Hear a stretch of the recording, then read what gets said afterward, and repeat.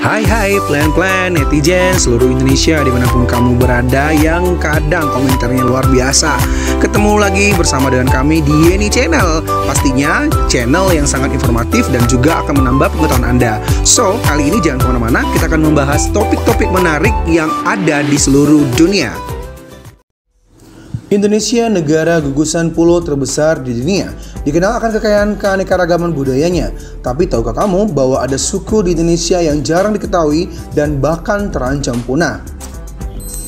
Di negeri kita ini ada setidaknya sekitar 1.000 suku bangsa dengan 1.000 bahasa yang tersebar di 17.000 pulau di dalam gugusan Nusantara.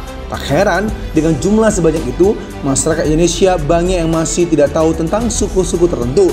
Apalagi di era modern ini, di mana pembangunan sedang gencar-gencarnya dan berpotensi merusak kelestarian budaya Nusantara, terutama terhadap suku-suku yang hidup di dalam hutan. Semakin waktu berlalu, jumlah suku-suku di Indonesia pun semakin berkurang.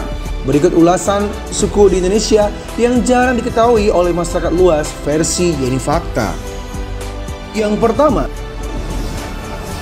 suku Tidung, Kalimantan Utara. Suku Tidung baru-baru ini menjadi perbincangan saat baju adatnya tergambar dalam uang peringatan kemerdekaan 75 tahun Republik Indonesia. Banyak yang menilai bahwa pakaian adat tersebut bukanlah berasal dari budaya Nusantara. Padahal, baju adat tersebut milik suku Tidung dari Kalimantan Utara. Tak banyak yang tahu menahu soal suku ini karena merupakan sub-suku dari suku Dayak Murut, salah satu suku Dayak terbesar. Yang kedua, suku Anak Dalam, Jambi. Suku Anak Dalam dikenal sebagai orang Kubu atau orang Rimbo, sang penjaga rimba yang hidup di hutan Sumatera. Mereka hidup dengan cara berkelompok dan berpindah-pindah, khususnya ketika ada anggota yang meninggal. Kini, suku ini terancam punah karena banyaknya penebangan dan perataan hutan yang kemudian dijadikan kawasan industri serta pemukiman. Yang ketiga, suku Dani, Papua.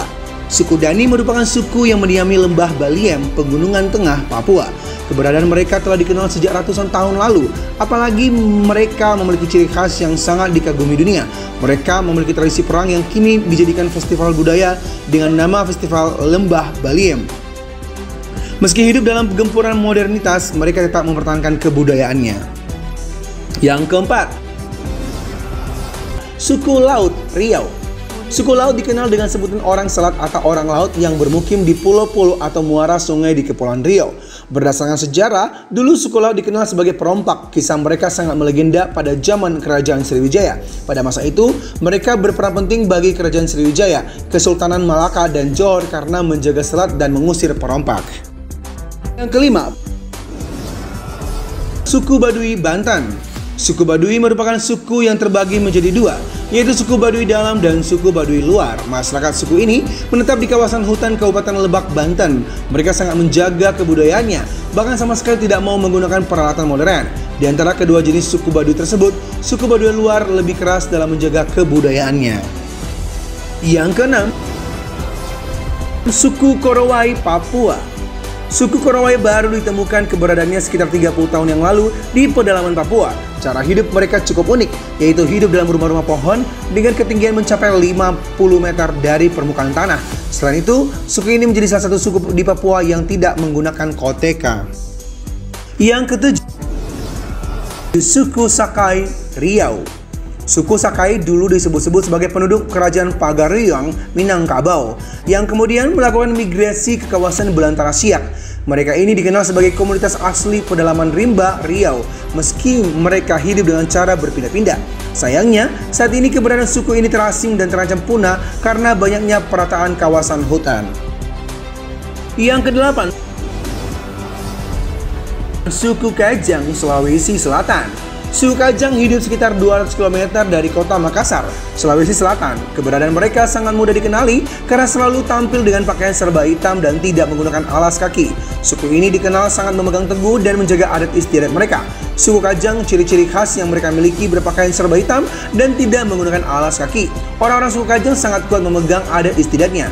Suku Kajang hidup di Kabupaten Bulukumba, Sulawesi Selatan. Sekitar 200 km dari kota Makassar, mereka bertahan hidup dengan cara tradisional seperti mencari ikan di sungai, bercocok tanam, dan juga berburu. Yang kesembilan, suku Togutil, Maluku Utara. Suku Togutil hidup nomaden di kawasan Taman Nasional Ake Tajawé Lolobata. Keberadaan suku ini sedang terancam punah karena adanya aktivitas pertambangan di sekitar hutan tempat mereka tinggal. Suku Tobelo atau biasa disebut dengan suku Togutil hidup secara berpindah-pindah di pedalaman hutan Totodoku, Tukur-Tukur, Lolobata, Kobe Kulo, dan Buli. Wilayah hidupnya masuk ke dalam kawasan Taman Nasional Ake Tajawé Lolobata, Maluku Utara. Togutil mengandung arti negatif yaitu terbelakang. Istilah ini disebutkan dari masyarakat luar terhadap suku tersebut. Seperti suku-suku pedalaman lainnya, mereka tergantung pada keberadaan hutan. Mereka bermukim dekat sungai dengan rumah kayu dan bambu beratap daun palem. Yang ke-10, suku Polahi Gorontalo. Suku Polahi merupakan suku yang dianggap paling primitif dari suku lainnya karena memang mereka lebih jauh tertinggal. Mereka ditemukan di pedalaman hutan Boliyohato, Gorontalo dengan cara hidup yang berpindah-pindah. Suku Polahi merupakan suku terasing yang hidup di pedalaman hutan Gorontalo. Menurut cerita yang berkembang di masyarakat, Polahi adalah orang-orang yang pada masa penjajahan Belanda dulu lari ke dalam hutan karena tidak mau dijajah oleh Belanda. Mereka akhirnya hidup di hutan Boliyohuto, Paguyaman, dan Suwawa sampai sekarang. Kehidupan suku Polahi cukup terisolir. Mereka tidak mengenal hitung-menghitung dan tidak mengenal nama-nama hari. Ada yang janggal menurut kebudayaan kita pada umumnya. Suku ini membolehkan kawin dengan saudara kandung. Cara mereka mendapatkan kebutuhan makanan sehari-hari dengan bercocok tanam ala kadarnya. Sisanya berburu rusa atau babi hutan. Yang ke-11, suku Bauji, Papua. Menurut Summer Institute of Linguistics atau SIL, suku Bauji ada dalam urutan ke-14 sebagai suku paling terasing. Ini karena mereka hidup di hutan belantara, lembah, dan pegunungan di kawasan Mamberamo yang sulit tersentuh peradaban modern. Banyak sebutan dari suku Bauji ini, diantaranya Baudi, Bauri, dan Bauzi. Menurut Summer Institute of Linguistics Amerika Serikat, suku ini termasuk ke dalam suku terasing di Indonesia. Begitu pula versi Badan Pusat Statistik atau BPS, Bauzi dikategorikan sebagai salah satu dari 20 suku terasing di Papua. Suku ini hampir tak pernah bersentuhan langsung dengan kehidupan modern karena luasnya hutan belantara, lembah, rawa, dan sungai-sungai besar yang membatasinya. Batas-batas geografi tersebut mengisolirnya dari pergaulan masyarakat pada umumnya. Suku Bauzi memiliki anggota sekitar 1.500 jiwa, menyebar di bagian utara dan tengah wilayah Mamberamo. Demikianlah ulasan suku di Indonesia yang jarang diketahui oleh masyarakat luas versi Yeni Fakta. Semoga ulasan kali ini memberi informasi dan pengetahuan tambahan untuk kita semakin lebih baik.